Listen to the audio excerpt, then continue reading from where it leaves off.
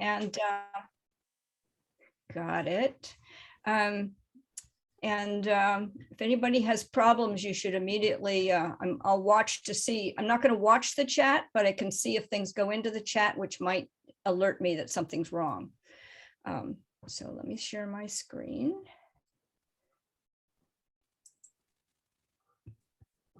That's right. Yes. Can you all see that? Yep. Okay. Let me move this over. I can move. Yeah. All right. I'm trying to move some bars around so that I've got a full view of what I know you can see. Anyway, yes. So welcome everybody.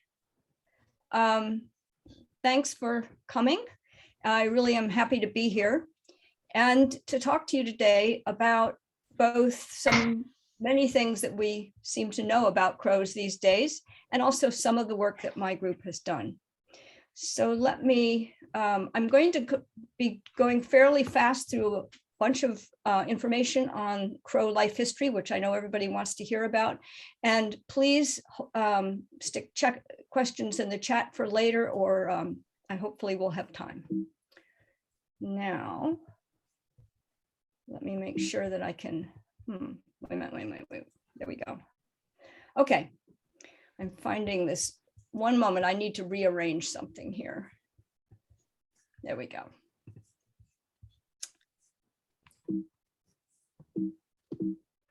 My,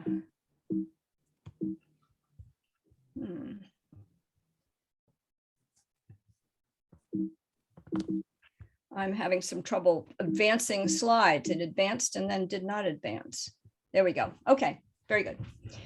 Okay, so I'm going to give you a bit of overview of what I want to talk about today. And first, I'm going to tell you a little bit about crows per se. Who are crows as a group, and why should anybody want to study them? Then we'll run through a bunch on American crows and their family lives.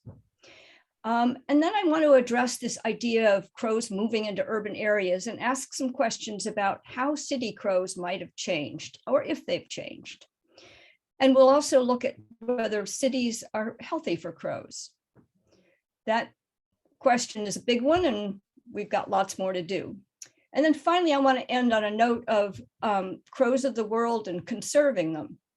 Crows are very adaptable, as I'll argue, and socially complex and wonderful animals, but are they really okay in this world? For us, American crows are everywhere. That's not perhaps all true for everywhere.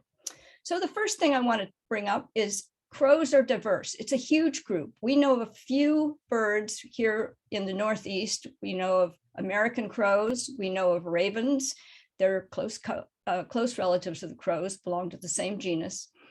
And we have fish crows. I don't know whether you people up there in Rochester are getting a few fish crows here and there. Mm-hmm. This is a picture of the crows of the world. We have at least 46 species. I'll argue that we certainly have 47. We just lost a species recently, by the way. Northwestern crows were reclassified as American crows. So I'm had 46 on here. But among one of the things I'll want to point out is that we have no idea actually how many different crow species we have in some areas. But we have at least 46 species. Basically, they're all big black birds. Some have some white or gray on them. They're passerines, they're perching birds, like your sparrows or robins. Many species are found on only one island, New Caledonian crows, Mariana crows. I'll talk a little bit about those. And only some of them live in close association with humans.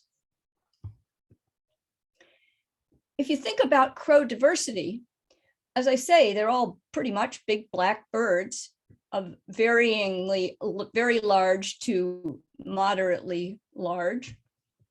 But if you look at them up close and personal, what you begin to see is that one of the ways in which the crow species differ is in their bills.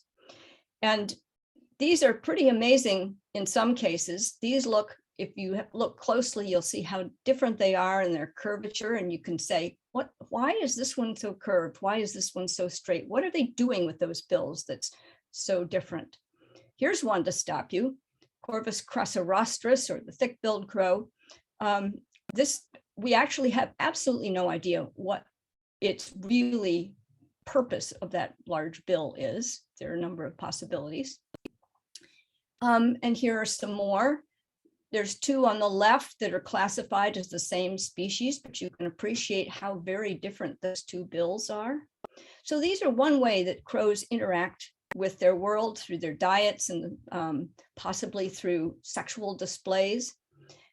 And it gives us some idea of that the diversity of crows is much greater than just being a bunch of big black birds. So why would anyone study crows? Well, one of the reasons that people study crows currently, a very compelling reason for some people, is that they've been called feathered apes. They've revealed themselves to be apt learners. They're good at problem solving. Some are tool users, I'll tell you in a minute. And they have very complicated social lives. And yet they're no way related to primates. They're like a completely different development of this highly cognitive, smart group of animals. So they make good comparisons in some ways with the apes. One of the best known for these smarts is the New Caledonian crow. This is when people say, oh, crows use tools. This is the crow they're talking about. It's found on the small island of New Caledonia, which is in the Pacific. It's near, in quotes, to New Zealand. It's a good long plane ride from New Zealand, but it's sitting in the middle of the Pacific. That's the only place it lives. That and a little tiny island of Mare that's right next to it.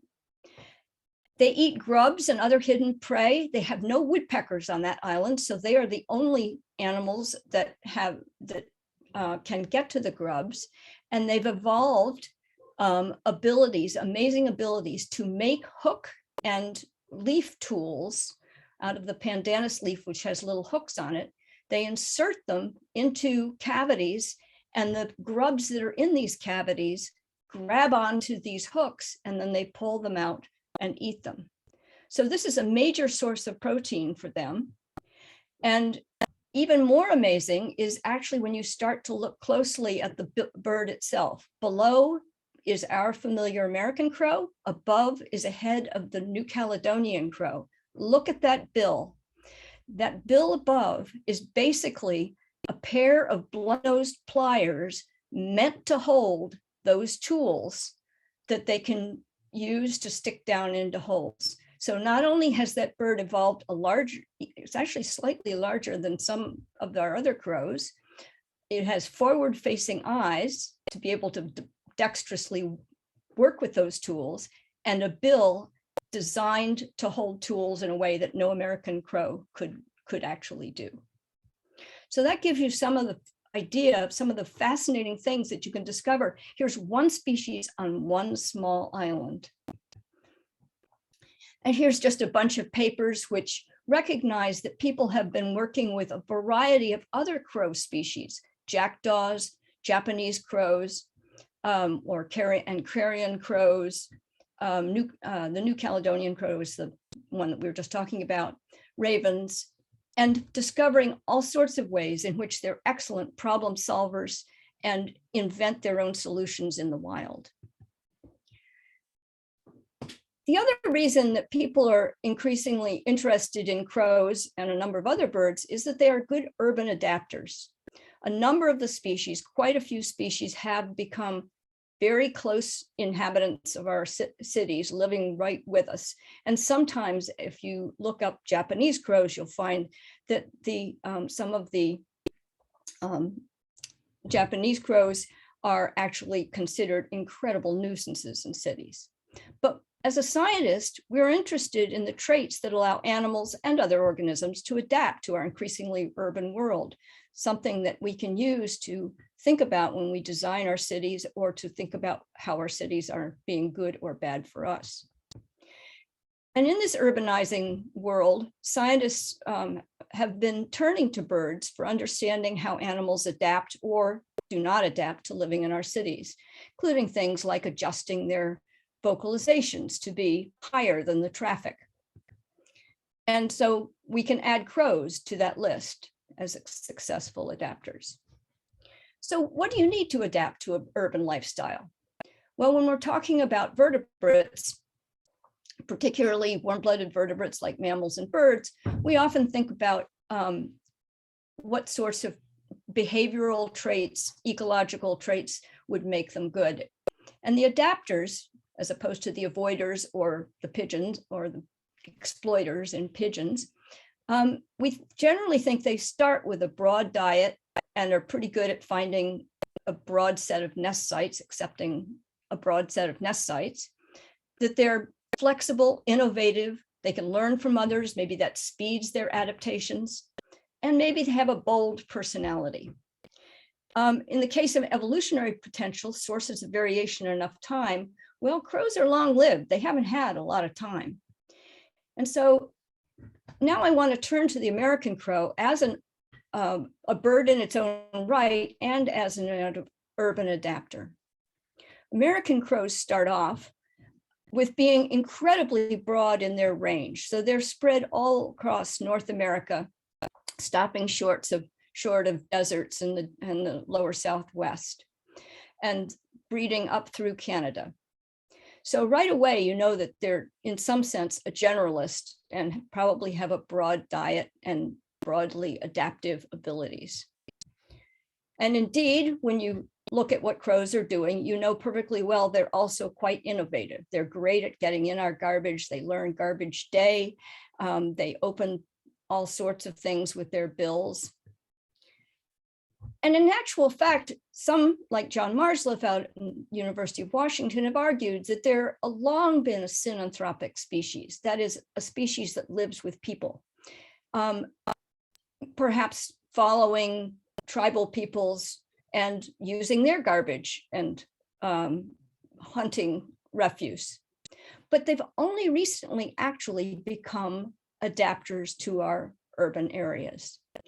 Urban living really is recent. 60s and early 70s are really the first reports people have of crows actually breeding in the city.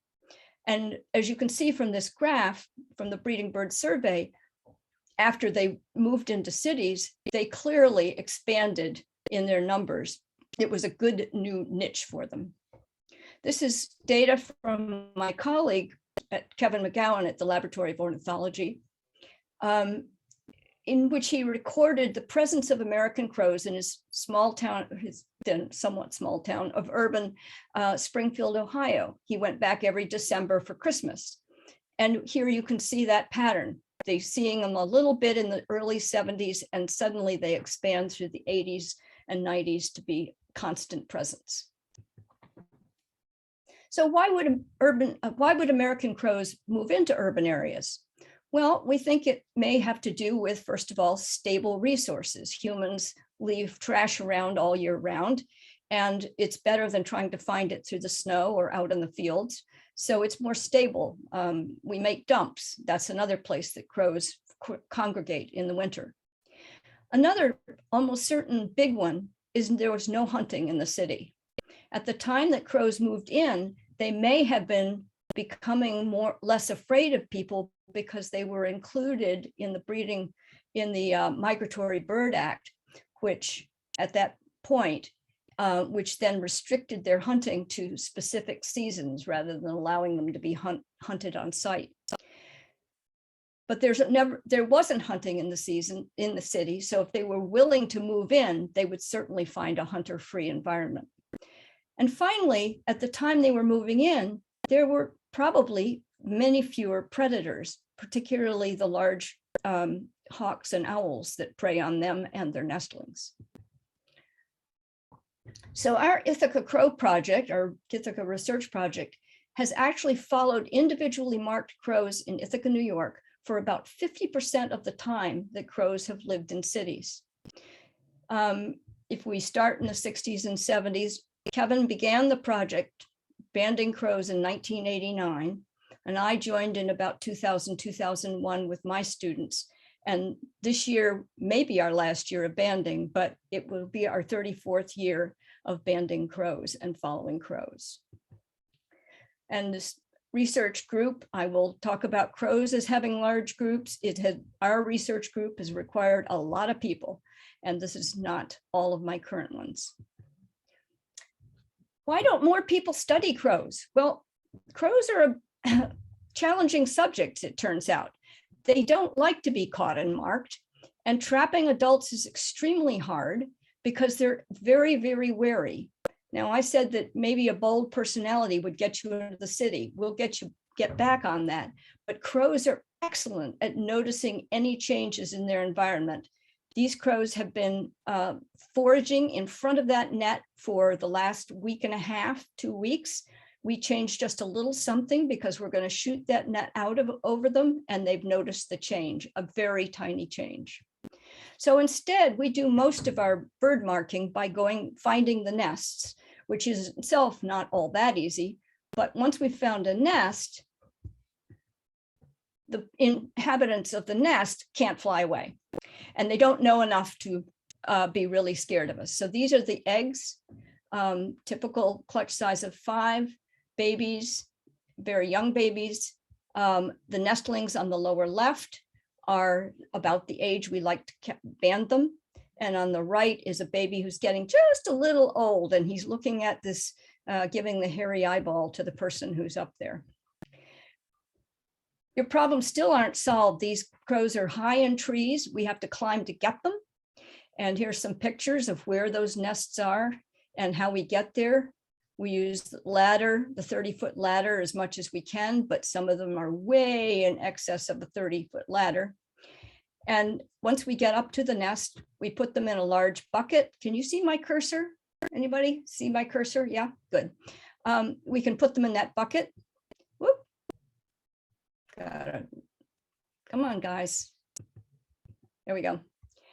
And bring them down. We weigh, this might be the only time we have them in hand. We do everything we can think of. We weigh them, we measure them, we put tags on them, we put bands on them. We take samples, we take blood samples because that's the best way to sex a crow.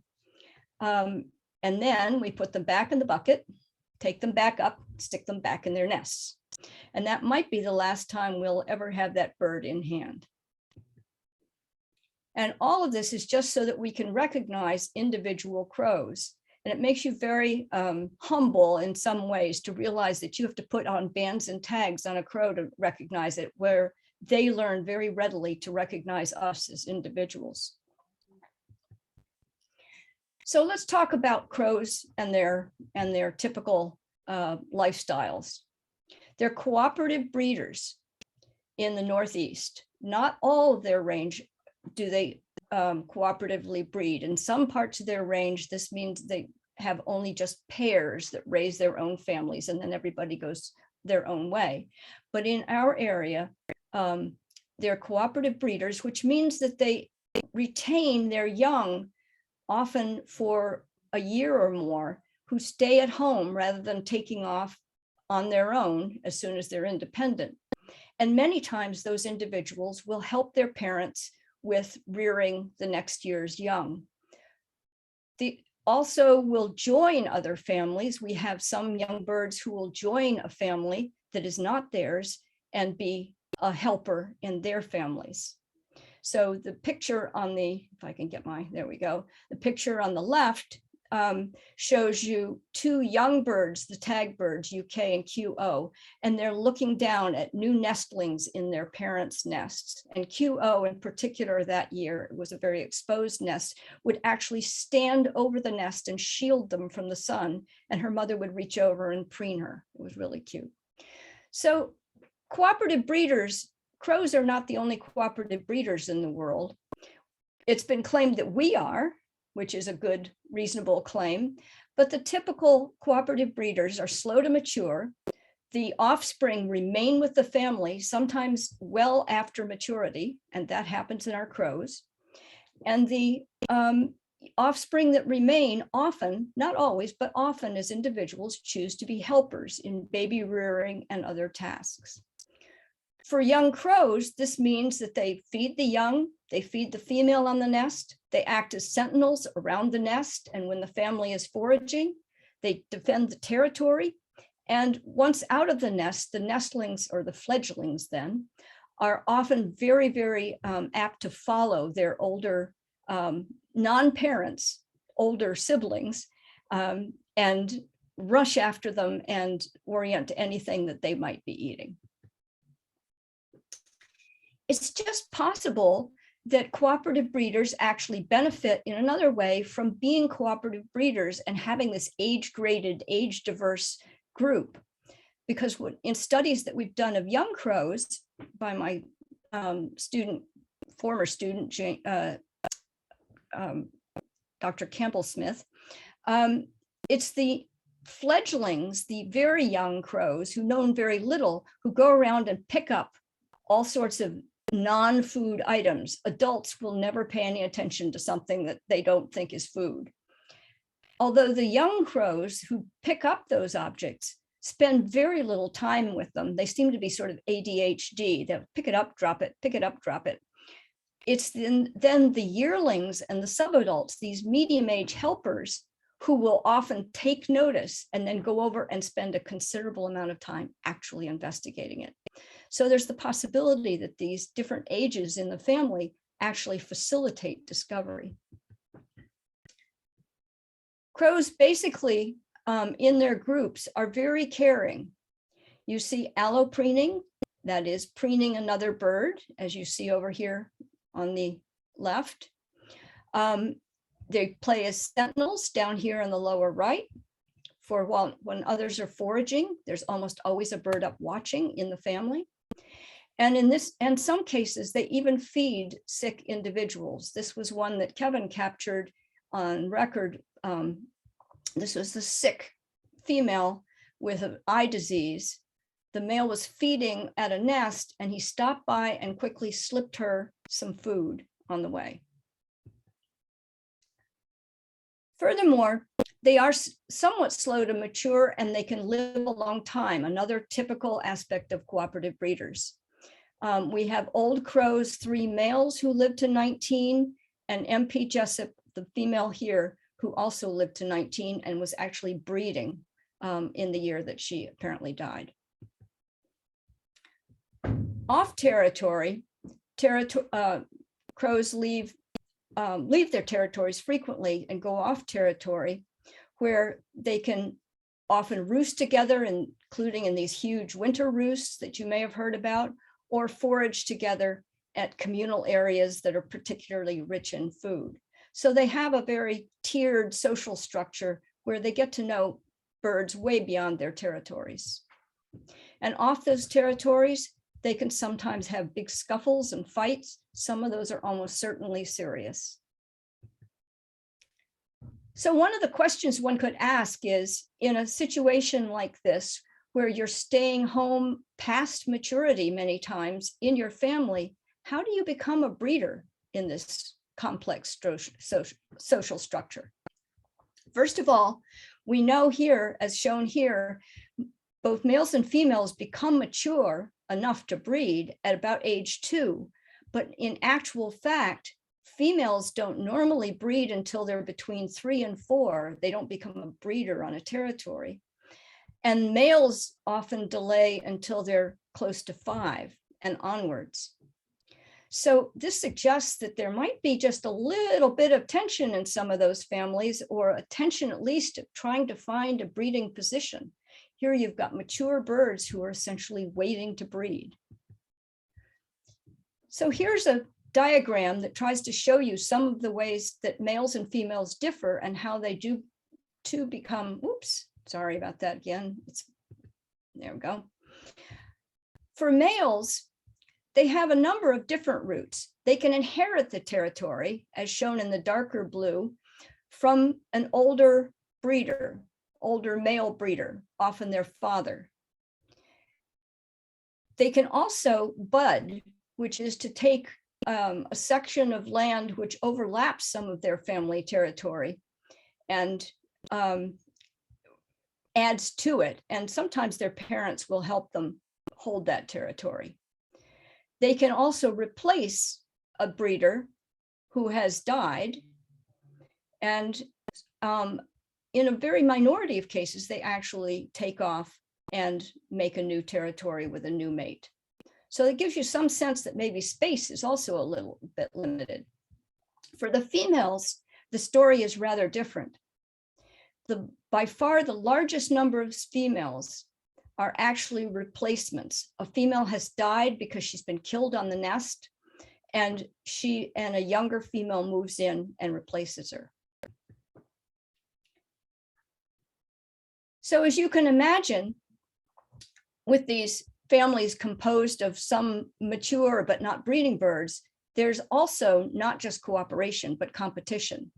And we've used paternity tests to look for the competition in the form of illicit mating, shall we say, between the female and some other than her mate. And we've looked at this, done paternity,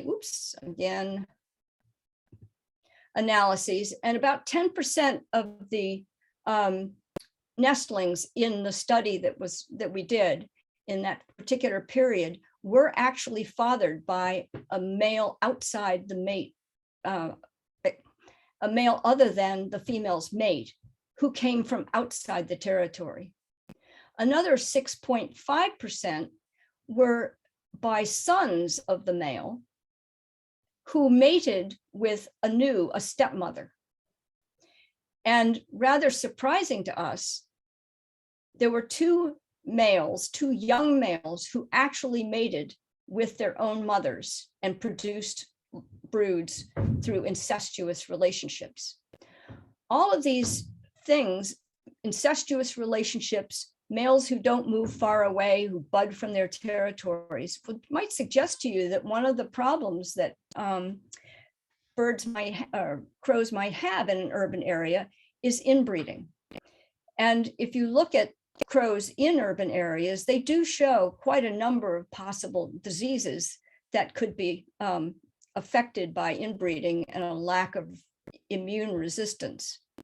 This nestling over here is actually, oops, sorry about that. I'm trying to move my cursor and I can't see it all the time. The nestling on the lower left is actually just fine, but it probably does reflect inbreeding. We had a series of broods from one pair where the nestlings would all come out naked, essentially, except for their primaries, their wing feathers and their tail feathers. And then they got them afterwards. After they went through a molt, they got their normal feathers. But these others are infections in the legs and pox. And the study that we did find, Andrea Townsend, a graduate student did this, found that there was more mortality, more disease mortality in birds that were more inbred. Another kind of competition is obviously overt competition, fights for territory and females. So I'll just give you a quick example. This is in the upper left is XX, who moved to a new territory from his parents' territory at the ripe old age of 10. Things had been a little tense with his father for some years. He moved off and was joined by a brother, a younger brother, who was only 4 at the time. And the next year, after they attempted 1 year of breeding, they did not raise any offspring. And the next year, I was called out about a big fight between crows and discovered XX and 8R, his younger brother, having an incredible battle that lasted 20 or 30 minutes in this driveway. And you can just take a quick look closely and you see how important their feet are in the fights. They roll over and over and over, clutching each other with their feet. The fight only stopped when another family of crows, hearing all the kerfuffle, came in from the side and gave a few calls, and then suddenly they were a cooperative family again and everybody flew after the intruders. But 6 days later, and there may have been more fights. 6 days later, XX was all alone, looking very bedraggled, head feathers all scruffed up. The female stayed with his younger brother, Adar, and shortly thereafter, XX disappeared. Our final story on that is that sometimes competition leads to murder. And we've been having people joke about murders of crows just long enough. And then suddenly one year we had 2, and I will tell you this story briefly. So 0O, Jewel, this is his full name, hatched in 2003. He was a helper with his brother and then tried to set up a territory next door and had another big fight with a male that came in to take the female and the territory. He lost that fight, went back to his brother, and had a leg injury that caused him to actually lose the foot. It healed. He was doing okay. He took a new territory the next year, attracted a mate, and that year was joined by a nephew from his original territory, a nephew he had helped to rear. And then later that year that the male joined, I was called by the sheriff's office for a dead crow in their yard. Oh God, this is not good. And went out, and sure enough, it was 0O, dead on the ground, not eaten. This was not a predator. And you look at his head, and his head was just covered with peck marks from another crow. This just shows you that his foot was fine, nicely healed, but his head is horrible. And sure enough, DL was with the female and proceeded to try to breed. So I think that really shows you they're fighting animals or the crows that were missing a leg were at a severe disadvantage. And we had another crow that same year also killed, who also had been missing a leg. But that underlines the fact that these families, these cooperative breeders, it's a balance of cooperation and competition. And when you are really at the bottom line trying to breed, there's going to be these events. So now I want to switch gears a little bit and ask the larger question of, have city crows, those are what I just have been telling you about as crows being normal. So our question here is, have city crows changed their behavior in any way? Are they different than rural crows? Well, we've discovered a number of ways in which our crows probably have changed. In one case, we're studying mobbing, and crow mobbing of predators is normally a whole family, even neighborhood affair in which crows will start calling at a predator, bring in others, and pretty soon you've got a huge group attacking, chasing, etc. And you can only imagine that this is really, really intense when the predator is going after a nest. Some years ago, 30 some years ago, it's right out of under, Knight actually did a study in which he looked at the way urban crows had changed their responses to human nest intruders. That is, people going up to nest trees and starting to climb up the tree. And at that time, he found that the rural crows called much sooner, as soon as a person was in the general vicinity of a nest tree. But when the person got close to the tree, they quickly left and stayed gun range away. While the urban crows waited, were not particularly upset about people until they came very close to the tree. And then the crows came close, and actually the urban crows came close and actually dove at the intruder. And clearly he attributed this to the fact that urban crows can pretty much rely on nobody hunting them as adults. We're only a problem to their nestlings, whereas the rural crows were saying, oh, hunters are a potential threat to the adults. So every year from 1990 until present, as we've climbed to nests, recorded the number of mobbers that go after the climber. They normally do not hit you, they swirl around, but they can bring in families from a number of territories around until you can get like 40 or 50 crows, sometimes yelling and screaming at this person who's climbing to their nest. And then more recently, we totted up this number of mobbers across the years because we had this sense that suddenly we weren't getting as many mobbers. We replicated Knight's results. We certainly had more mobbing by more crows when we were climbing at an urban nest than the few rural nests where we climbed. But we saw something really surprising when we started to look at it across time. Sure enough, somewhere in around 2007, mobbing, the number of mobbers at a nest had dropped off precipitously. And we were no longer seeing as many crows. When we looked at it more carefully, what we discovered, I can show you, just basically look at this last bar.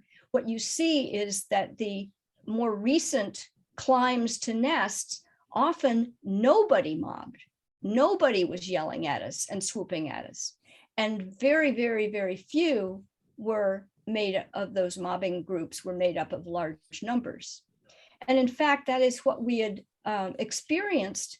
We would start to go up to a nest and I would say, what's wrong? There must be something wrong with the nest. I don't see any crows here. And then one of the birds that we knew would come in, would give a couple of rather disgusted alarm calls, and then stop a few trees away and just sit there while we would do the rest of the climbing.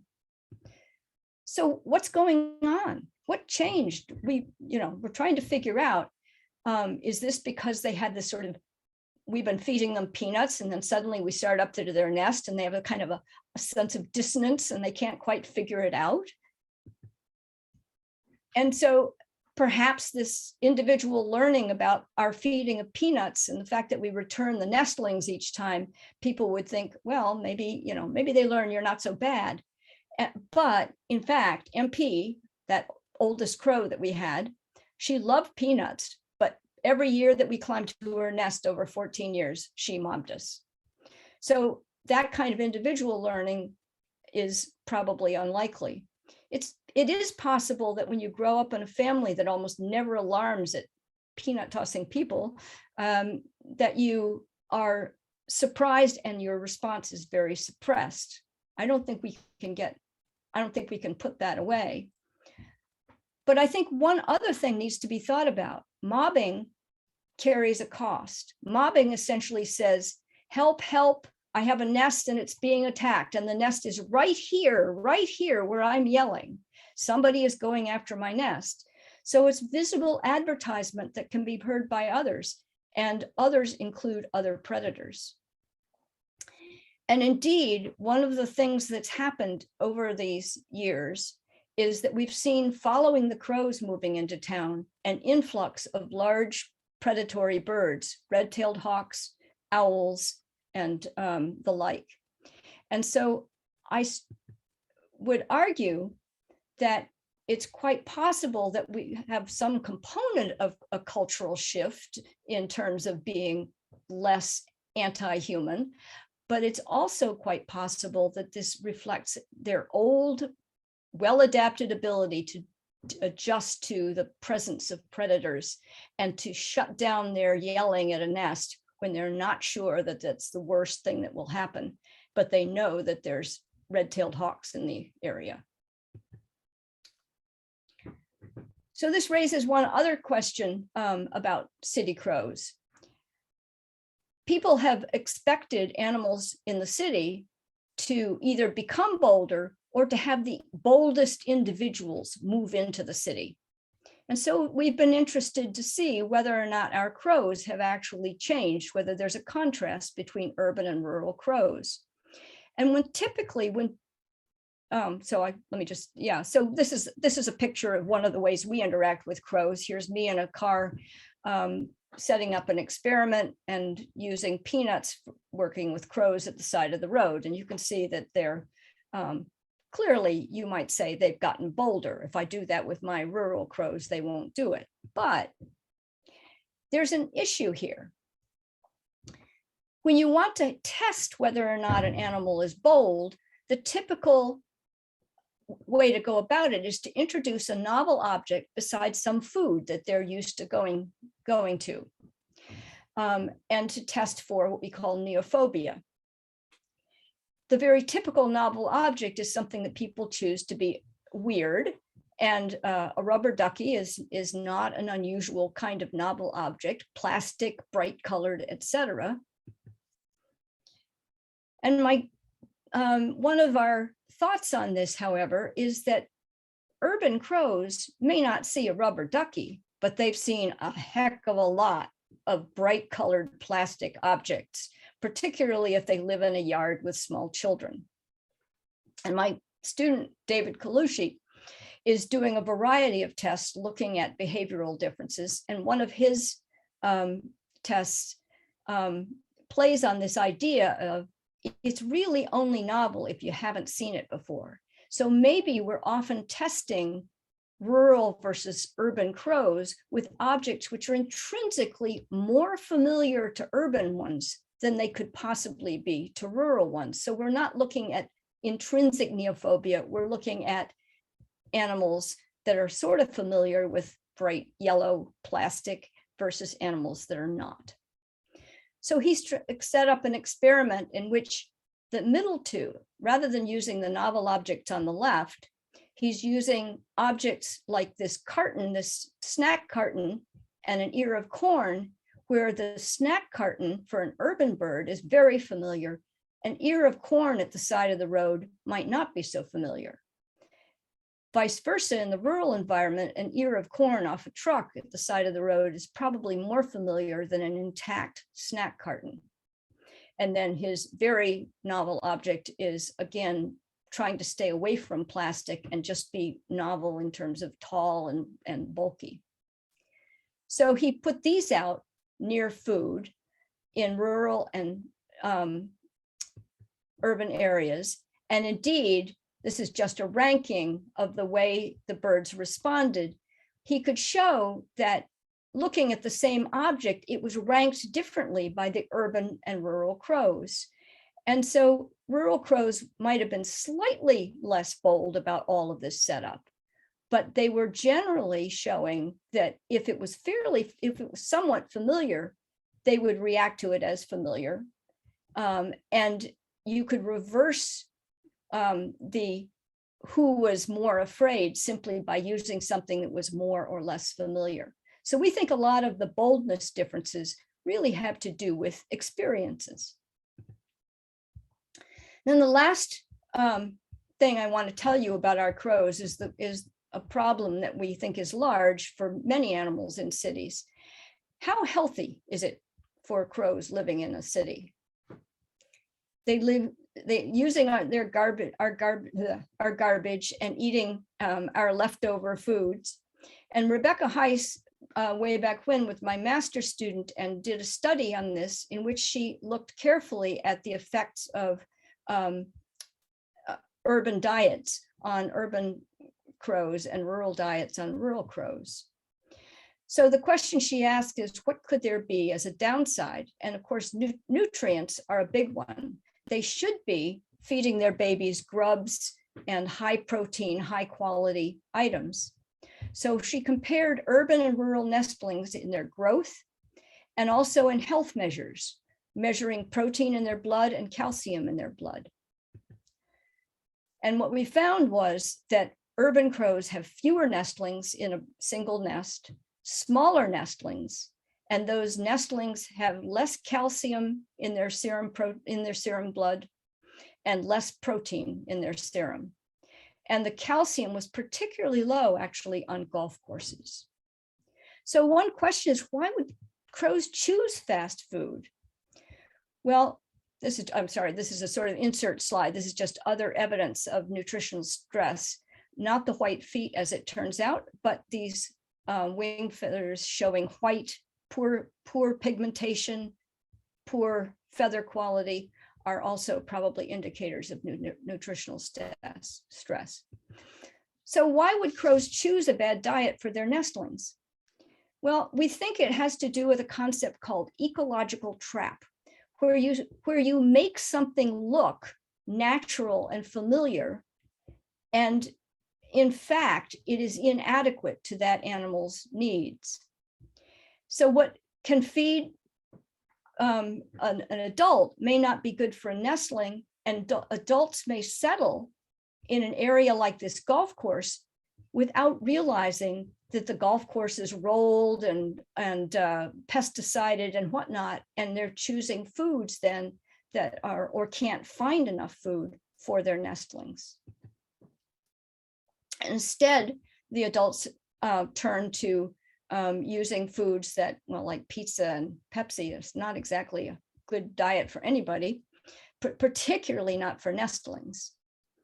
This is actually what, among other things, that crows should be eating. And maybe if we planted more and made our cities truly natural, we would support more animals in better health. These are beech nuts, and crows are actually well-adapted spreaders of oak and beeches. So in the last about 3 minutes, maybe so, I want to tell you just one last message. This has to do with conservation.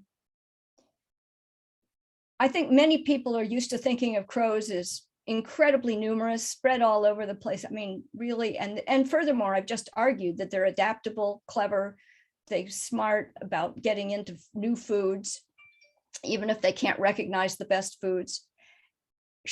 Are crows really ever a conservation issue? Furthermore, with all this diversity of crows that we have out there, from a scientific point of view, they're really a gold mine of possible comparisons, where you can look at different social grouping patterns. You can look at learning and cultures, like in the New Caledonian crows. We can look at the ecological setting and the social setting for being a tool user or spreading social information, and of learning why they can be adaptable to humans. What do we know about crows of the world? Well, it turns out that we know precious little. These are 36% of the species of crows that we know of have zero studies of any sort of behavioral field study within now close to 20 years, last 20 years. 19% have only one or two. That basically says over half of the crows of the world, we don't know anything about them. And that includes, we don't know anything about their populations. Are they nearly disappeared? Are there any left? Have they been impacted by habitat destruction? What's going on? Among them is the Hawaiian crow, which actually went extinct in the wild without a good behavioral study of what it was doing in the wild. And we are now reintroducing those crows into Hawaii successfully, but we have no idea what their natural social system should be. So my students are themselves studying not just American crows, but a variety of crows. This is Connor Loomis, who's studying the fish crows, which have been moving up from the southeast for over the last 100 years, are well established in Ithaca, and are making their way. Somebody can tell me later if they're up in Rochester. I know they've been recorded up there by people observing them. These are the crows that make, instead of caw, caw, they go ah, ah, ah. And it turns out that almost nothing is known about their social system. They're flock livers. They peel off as pairs temporarily to breed and hold a little territory for breeding. And then once the kids can fly, back they go into these flocks. I think of them as sort of gypsies or Roma. You know, they travel together. They're incredibly social when they're in their little flocks. I'm used to seeing social behavior in American crows really only on their territories, not at big communal areas. So Connor is actually adding to our knowledge of crows that are not endangered, but are surprisingly little known. my student Andrea Kroner, who's going to defend her dissertation tomorrow, has been studying the critically endangered Mariana crow, who's in a tiny island of Rota, is the only place this crow lives. There's only 200 left in the world, maybe. And they used to live on Guam. Some of you may know the story of the Guam invasion, the Guam destruction from the brown tree snake when it as an invasive species, which has destroyed most of the ground living birds and many of the tree nesting birds. So there's no more of the aga on Guam. They're only on this tiny island of Rota, and there's there's only about 200, hopefully increasing population. Andrea has been documenting their calls, which no one has documented, and we're in danger of losing yet another species with almost nothing really substantial recorded about their social and communication systems. And lastly, just to point out another big problem, this is ostensibly the range of one species, the jungle crow, which you may notice is spread most of India, China, up through into Russia, and across all kinds of islands, the Philippines, Jakarta, Indonesia, and the island of Japan. And ostensibly, that's only one species, which is listed of no concern because it's so widespread. I've just told you about a whole bunch of crows that are on tiny islands that are very distinctive in everything they do. My student, Aubrey Alamshah, is studying this species in one area of Thailand where it appears that that particular subspecies is extremely distinct, possibly as a separate species. But we suspect that in a case like this, that there are many species, completely distinctive crows hidden on these islands.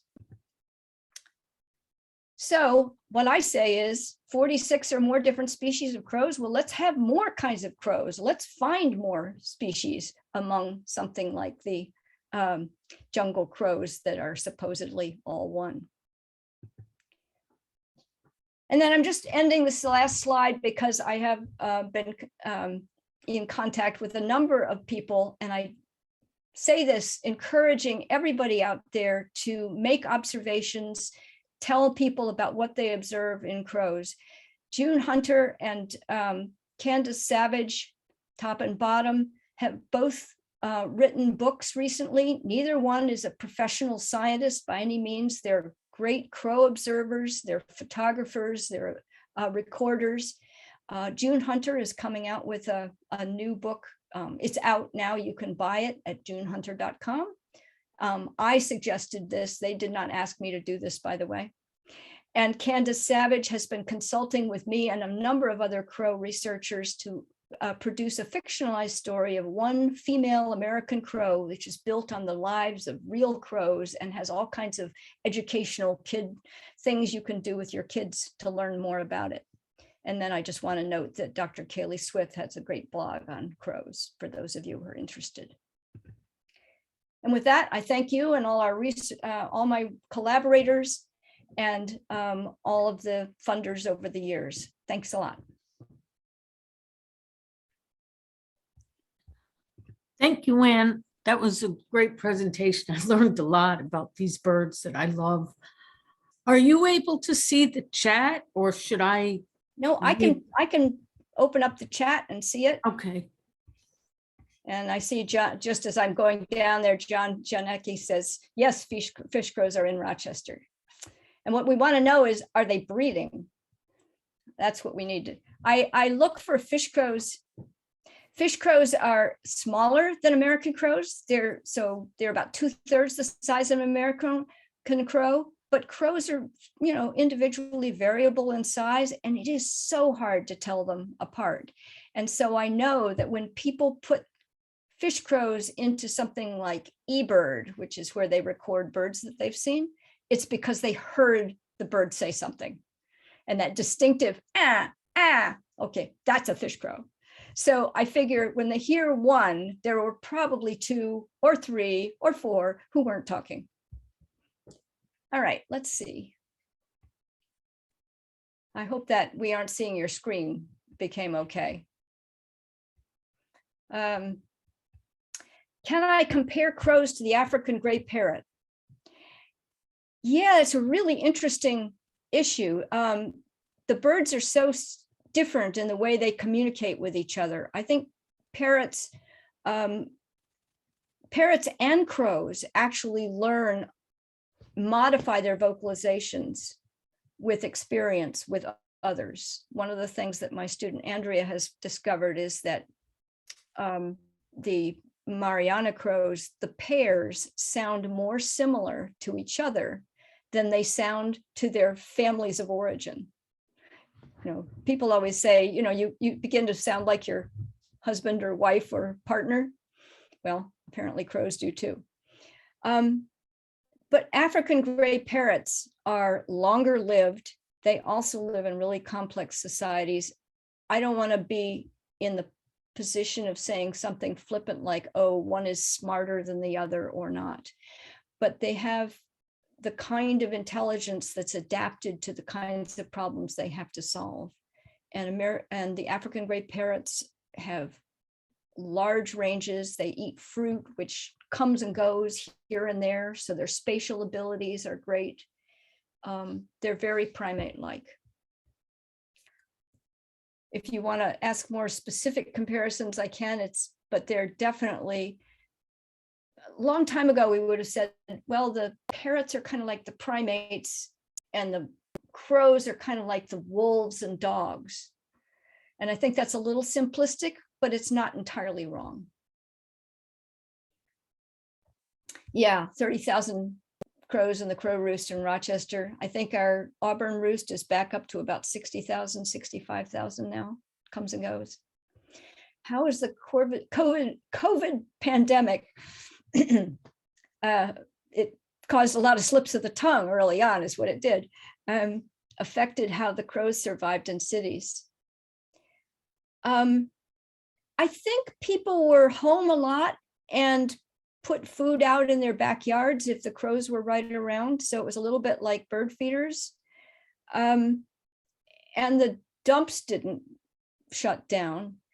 What did happen locally in Ithaca was that all the students at Cornell went home in, you know, at some point in 2020 when everybody went online, and the cafeterias shut down. And that was one of the things that is regularly dumped at the Cornell composting facility, which is Crow Central. So that was a big disappointment to them. I mean, it always goes down in summer. It's always lower in summer, but it definitely affected their use of that facility. Rats in the cities proliferated, yeah. How can we be confident that change in mobbing frequency is systematic rather than random noise? Well, it's not all that random in the sense that we do have 30 years of data. So we can, you know, show that I divided those time blocks at the time just up into 5 segments. I didn't, you know, however long they were. And so we can't say that we have, you know, you never have enough data, but it's pretty good given that we make like 40 or 50 climbs a year. So there's a lot of trees climbed over 30 years. And so the number of crows at each event, the threat of other predators does change. It changes in the cities with the advent of more and more red-tailed hawks. That was trying to be my message. Red-tailed hawks, there is not a crow nest that I know of this year that is not within a few blocks of a red-tailed hawk nest. They're all over. And, you know, so it'd be interesting to look at cities that are more downtownish and maybe have fewer hawks still.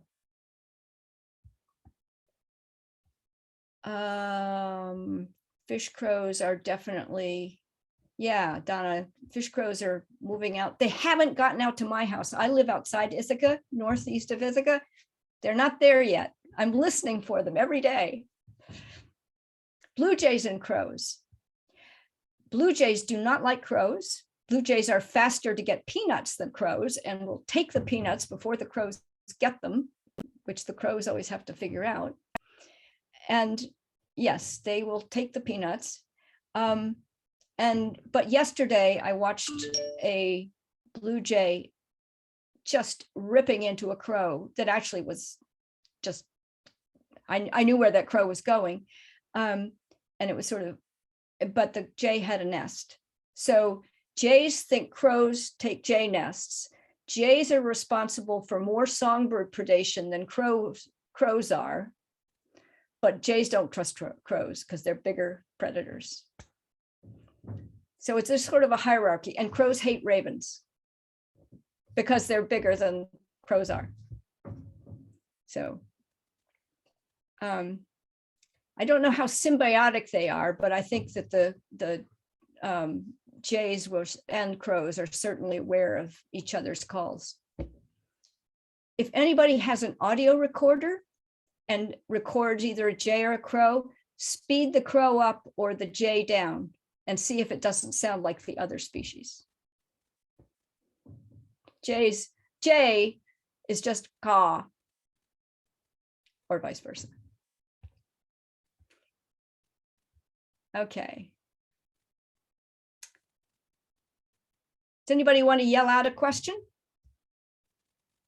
Oh, somebody noticed 2 blackbirds harassing a crow. Okay, I fess up. I used to study red-winged blackbirds, and just before I joined Kevin, I was aware of his work, which was going on in some of the same areas.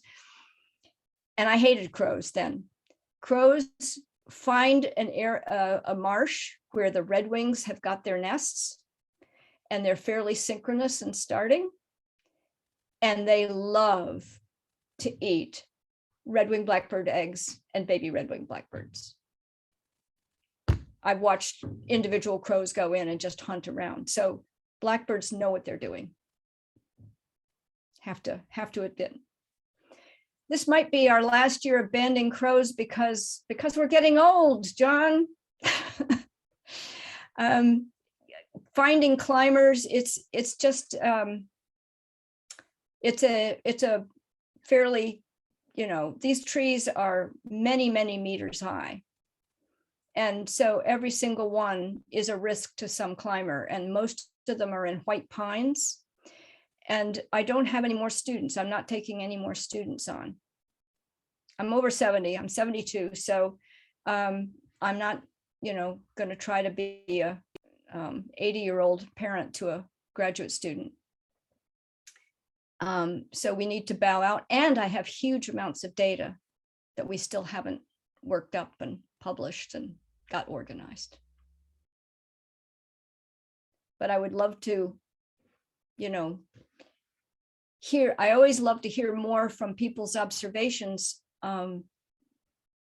We're really short. It's hard to study crows. They're so mobile. And we get these little windows of things that happen. I can tell you what's been happening in the last few weeks, and it's a bunch of stories. So, any more questions? We're pushing the time.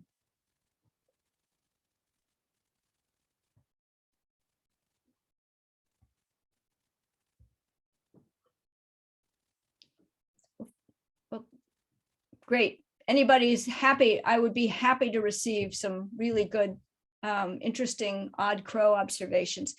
I will just say, if you have a backyard group and watch them carefully, if they're not banded, you can't absolutely swear to it, but it's true. You can get to know individuals pretty well. And one cue is always, of course, how they react to you.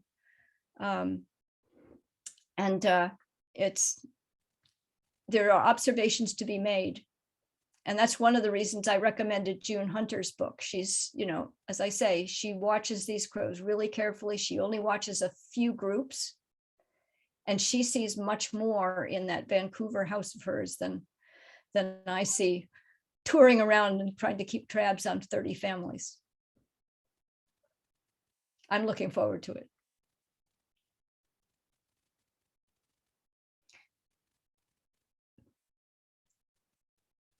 Let's see, somebody just said, Cassandra just said, we noticed crows that would protect a feeding station we'd set up and protecting other birds from hawks. I think we have to be careful. I mean, they hate hawks. So a crow at a feeding station might be good protection for the other birds from hawks, even without the hawks meaning to protect the other birds. And we do see instances of things like that. You know that injured animals in some areas of Central and South America, like injured jaguar, have been seen to hang out along human trails and things where other animals would avoid the trails. And we're not trying to protect them with our trails, but they're using the protection of our trails, if I can put it that way. Yes, Christmas count data is wonderful. I think somebody said it was 30,000 at the Rochester Roost. That's what was in the chat.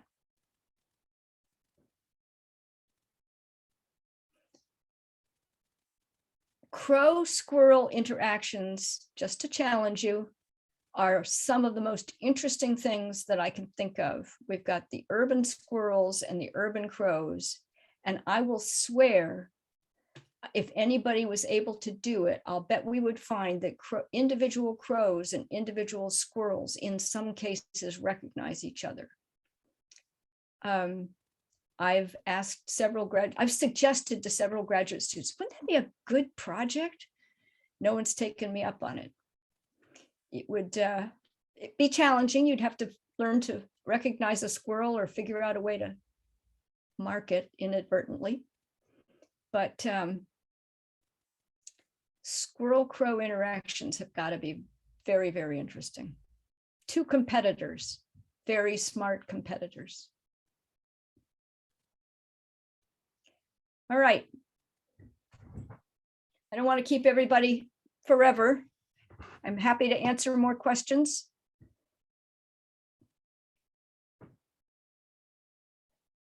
Oh, my crows. Cassandra asks if I think my study crows are aware that you're observing them. Yes, but what they do is they do train me in that inadvertent way that students can train teachers. And I always tell the story of, first of all, they have a food call. And it's a sharp call that's somewhat similar, but acoustically, statistically distinctive from the alarm call. And they use it. When we aren't looking at them, we've paused, we're not seeing them. I'm sitting and I use my car as a blind often, so I'm not seeing them, and I'll hear, oh, caw. It's like, oh, wait a minute, who's out there? And I can locate it, or if I have to throw peanuts out the car and then back the car up, and then the crow's right down. So at one point I was trying to see where my oldest crow, MP, was building her nest. And she was always reluctant to, she was always very careful. If she thought we were watching, she wasn't going to complete her nest. She wasn't going to fly to her nest. She would just stop, drop the stick. So she was doing that. I thought, great, I'm just sitting here. It's so quiet and everything. And then I hear caw, caw, right up to my right. And it's her yearling kid who knew my car and knew me and loved peanuts. And I had not been paying attention. And it was like, peanuts. And she looked around, MP looked around, was like, saw the car, dropped the stick. It's all over.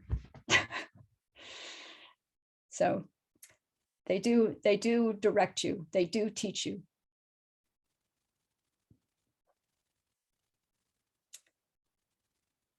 All right, we could go on and on. So I'm not quite sure if I'm keeping people here who don't want to be kept, or I'm following the.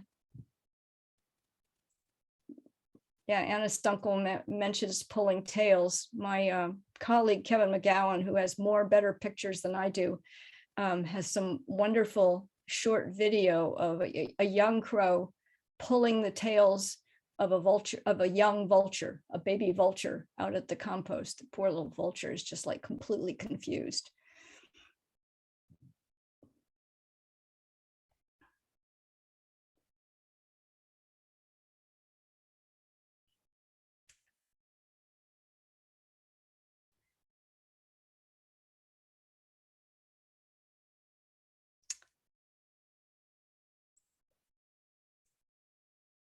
All right. I think people need to take care. Thank you, Ann. This was so interesting. Well, I'm glad everybody enjoyed it. I loved giving it. And if some of you live near me in Ithaca, I know some of the folks. But if you're down this way, you can share my email if people want to get in touch. I don't have one of these cool blogs where you can give me cool observations. At some point, if I do, I'll let you know. But I always love to hear emails from people. And you might see one of our marked crows. You never know. Okay, everyone, thanks for attending. And thank you again, Ann. Yep. Okay, good night, I'll talk. everyone. Have a good night. Good Bye-bye. night. Good night, everybody.